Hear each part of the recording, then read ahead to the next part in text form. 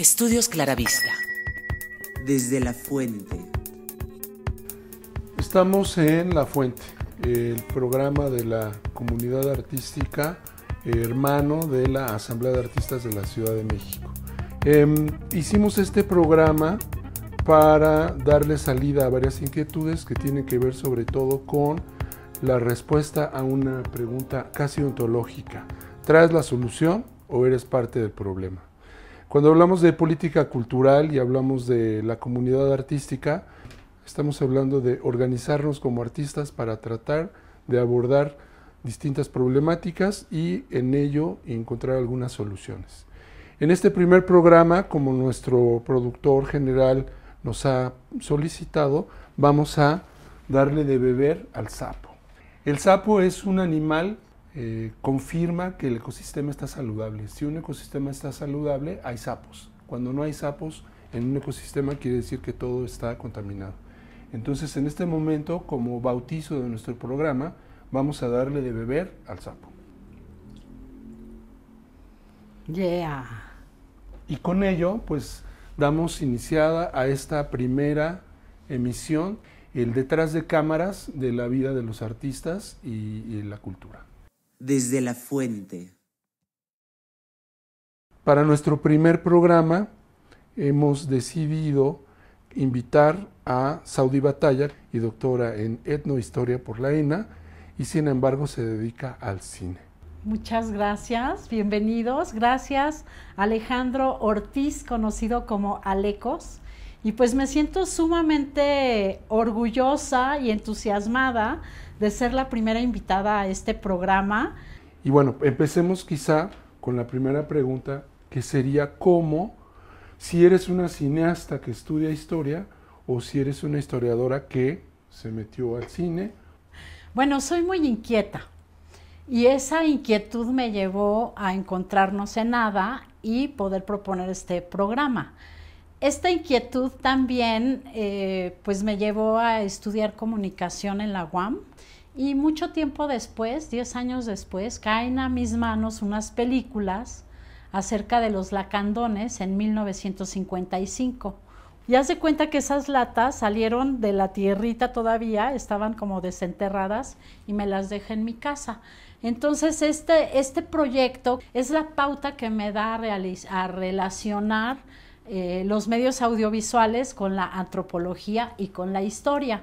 Entonces, para poder armar esta película, fui a una asociación cultural que está en San Cristóbal de las Casas que se llama Nabolom, y cuando llego me dicen, tú haces cine, aquí hay otras 16 latas que hizo un arqueólogo que se llama Franz Blom. Entonces me entrevisto con mi mentor, que es el doctor Alberto del Castillo, acepta el programa, acepta el proyecto para que participe dentro del programa de CONACYT, y eso me dio la posibilidad no nada más de formarme teóricamente como antropóloga y etnohistoriadora, sino también me da la oportunidad de pues poder abordar esos materiales desde otras perspectivas. ¿Y en qué momento brincas a la parte del arte? ¿En qué momento me voy formando y voy decidiendo que me voy a dedicar al cine? Pues salgo de la universidad e inmediatamente entro a trabajar a la Dirección de Cultura de Televisa, cuando había Dirección de Cultura.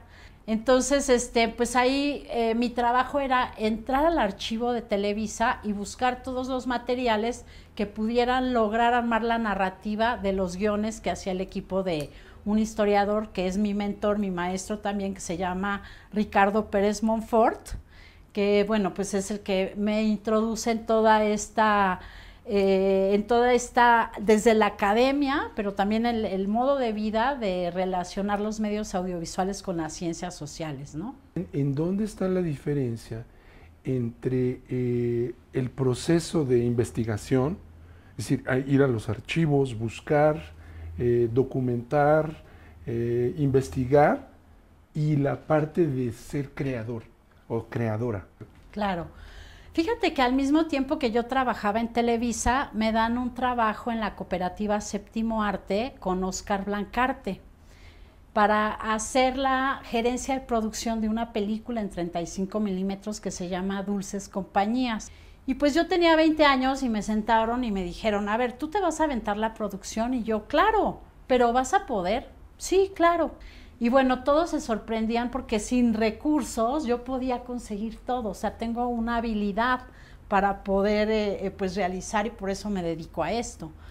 Ahí, al poco tiempo yo me compro una cámara y entonces empiezo a hacer making of, o sea, yo no me conformé con nada más trabajar para el proyecto de alguien, sino que a mí se me prendió ya la neurona de a partir de lo que estábamos produciendo, pues yo con mi cámara poder meterme al set y poder crear algo, ¿no? Algo alrededor de lo que estábamos haciendo.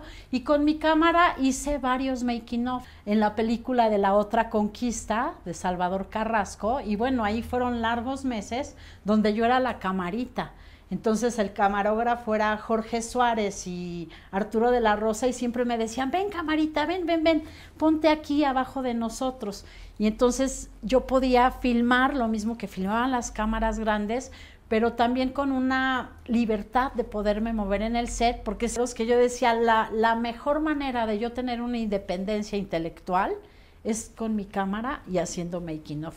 Hay una gran producción en México, pero es completamente independiente, autogestiva, se rasca con sus uñas. ¿Cómo está la situación? ¿Hay dinero suficiente? ¿No lo hay? ¿Qué hay que hacer para que lo haya? ¿Hay organización? ¿Cómo lo ves tú? Desde la fuente. ¿Cuántos artistas hay en México?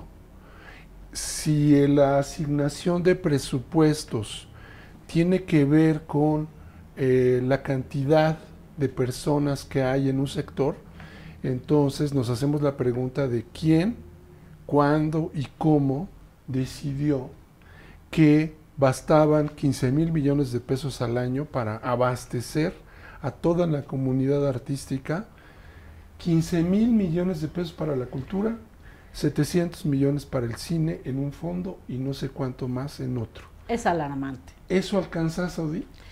Pues mira, no hay dinero que alcance. Lo que yo te quiero comentar es que la industria audiovisual en nuestro país es muy sana. Existe muchísima producción. Ahora que fui a Cuba al Festival Internacional de Cine Documental Santiago Álvarez, regresamos con 4 premios. Y las películas mexicanas resaltan frente a otras producciones que también son muy buenas, porque las producciones que llegan a los festivales, pues no hay película mala, ¿no? Pero cuando dices es muy sana, ¿no quieres decir más bien que es muy potente, que tiene un gran poder de trabajo, de desarrollo?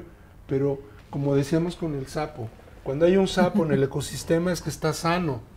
Está sana la industria del audiovisual en México porque hay muchos sapos, está muy potente, muy bien, hay mucho apoyo o porque se rasca con sus propias uñas. Pues sí, hay una producción independiente, definitivamente, que es lo que le da esta sanidad al medio audiovisual.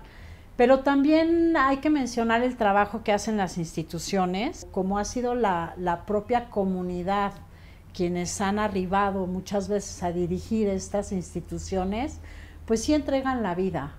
Si no va mejor la industria, no es tampoco porque tenga que ver con una política nacional, sino más bien responde a un mecanismo internacional, en este caso el TLC o el TEMEC, que es donde entraron estos duopolios a México y en donde no tenemos salud es en la distribución y en la exhibición del cine mexicano. Pero vemos la Cineteca Nacional siempre está llena de público, cosa que no sucede muchas veces ahora en últimos tiempos en las salas privadas, donde vas a ver alguna película y está vacía la sala. ¿Tú podrías decirnos, por ejemplo, si hay alguna especie de foro permanente en donde toda la comunidad del cine o audiovisual mexicana se reúna para hablar de los problemas, los diagnósticos, las cifras, las posibles soluciones, el tratar de construir iniciativas de ley, meterse al Congreso, ¿no? Bueno, a mí me tocó formarme en una comunidad cinematográfica muy activa y muy militante, en donde evidentemente cuando bajaban algún presupuesto eran los cineastas que ahí estaban, eran los cineastas que convocaban a una marcha y que se unían a otras marchas, etcétera. Ahora, no hay una sola organización, hay muchas, desde la academia de la MAC, está la directores, está la Asociación de Mujeres en el Cine y la Televisión, está, o sea, hay muchos mecanismos, muchos organismos en el cine, muchos grupos.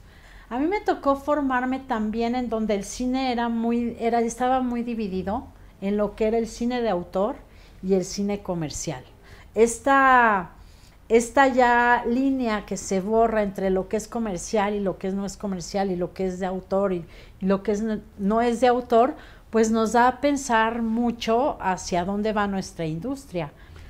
Pero tú consideras en este caso, por ejemplo, que el Estado debe de apoyar más. Cuando decimos apoyar es destinar más recursos, porque bueno, ahora con las plataformas pues va mucho más allá de solo películas. Con esto que llegó Netflix y que dijo van $1,000 millones para producción, pues es como un nuevo o como un estado paralelo, ¿no? ¿En qué se va a invertir este recurso? Porque definitivamente yo pienso que tanto dinero trae un as bajo la manga y hemos visto cómo las producciones de las plataformas muchas veces no brindan la mejor imagen del mexicano, ¿no? En los personajes que nos presentan, por ejemplo, las narcoseries. Imponen un relato. Cambian los valores, ¿no? O sea, le vas al malo, el policía es el baboso, quieres que pase la carga con la droga, ¿no? Entonces te manipulan tu emoción a través de la narrativa dramática para que el espectador diga, chin, chin, que no agarren, que no los agarren, que no los agarren, ahí viene la policía, ¿no? Y chin, vemos cómo Teresa Mendoza triunfa y nunca la agarra la policía, ¿no? Y cuando la agarran o tiene que cumplir una condena, chin, pues ahí ves al público llorando y sufriendo, pero pues si era mala, o sea, merece un castigo, ¿no? Entonces, ¿quién vigila estas historias, no? Ya lo ha dicho nuestra presidenta Claudia Sheinbaum, o sea, no se trata de censurar, pero ¿cómo controlamos para que la imagen y los medios de comunicación y las plataformas no manipulen y cambien estos valores y al contrario, se refuercen, cuenten historias buenas, cuenten lo bonito que tenemos de México, cuenten el gran país que somos, otras historias en donde engrandezcan, en donde muestren otras realidades que somos los mexicanos y no nada más la historia o la identidad que nos quieren plantear como mexicanos o como colombianos o como argentinos las grandes plataformas, ¿no? Que puede estar inclinado justo al otro lado, ¿no? Se corre el riesgo de que se imponga el relato desde la otra parte, de lo bonito que es México, de no hay tantos problemas. ¿Dónde queda la organización de la comunidad audiovisual mexicana? Pareciera como que hemos renunciado a nuestra capacidad política de construir la política pública y se le hemos dejado al Estado, que de alguna manera pues se ha ido debilitando con los años frente al mercado, ¿no? Entonces, ¿cómo? Y ahí viene un poco la jiribilla, sí. ¿Cómo esta organización, tú entras a la Asamblea de Artistas, que bueno, ¿y qué es lo que esperas que suceda y qué es lo que traes tú para aportar? Claro, fíjate que a mí lo que me lleva a la Asamblea de Artistas es que en el gremio de cine lo veo como demasiado fragmentado en grupos, donde cada quien jala para su huacal, como se dice, pero también en un huacal colectivo. Desde la fuente. O sea, ¿tú crees o coincidirías en que el Estado, vamos a llamarlo así, le queda chico a la comunidad artística? O sea, ¿no debería de haber una especie de apertura para que florezca en una especie de asociación, como le llaman ahora, público-privada, para que saliera eso? No sé si la palabra adecuada son las que tú dices, pero se hace un cuello de botella. Haz de cuenta que la producción es así y a la hora de distribuir o de exhibir, ya el Estado no es que le quede chico a la comunidad, sino que políticamente se debe de armar otro proyecto nacional e internacional para poder exhibir y distribuir cine. Esa sería una pauta para llevar a la Asamblea de Artistas como un problema concreto de cómo lograr que se evolucione en la construcción de nuevas instituciones para darle respuesta a una comunidad tan boyante. Ellos son los cineastas y tienen una relación directa con los funcionarios, no necesitan de una asamblea para poder comunicar. Entonces ahí yo viví más bien en carne propia esta falta de participación de los cineastas en nada, cosa que no me sucedió con otros compañeros en donde pudimos participar y pudimos con preguntas que se planteaban a toda una comunidad, no por rama artística, sino como problemas reales de una comunidad artístico-cultural. La problemática es común. La problemática la precariedad, es común. La falta de contratos, la falta de seguridad social, perspectiva laboral, industrias compactas, el mercado dueño de todo, el Estado retraído. Así ¿no? es. Y que dentro de la política cultural cinematográfica ahorita está resuelta por las convocatorias y lo resolvieron de una manera muy ad hoc a la cuarta T, porque se amplió en este modelo de producción para incluir a los pueblos originarios y a los afrodescendientes, lo cual me parece muy correcto porque pues está ampliando a poblaciones que no tenían este derecho de hacer audiovisual y que ahora podemos ver trabajos muy importantes y que ganan premios como Mujer de Barro de Concepción Vázquez. No sé, no es que quiera ser el antagonista de la película, ni el villano, Okay.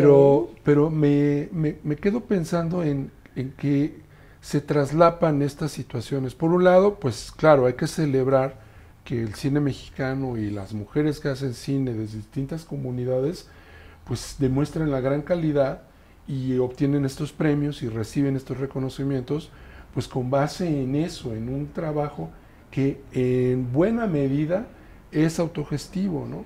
O ganan alguna convocatoria por un enorme esfuerzo que, o sea, hay que pedir becas para pedir becas, ¿no? Pero es con la misma cantidad de dinero. Es decir, no es que haya el doble de dinero y alcanza para más personas.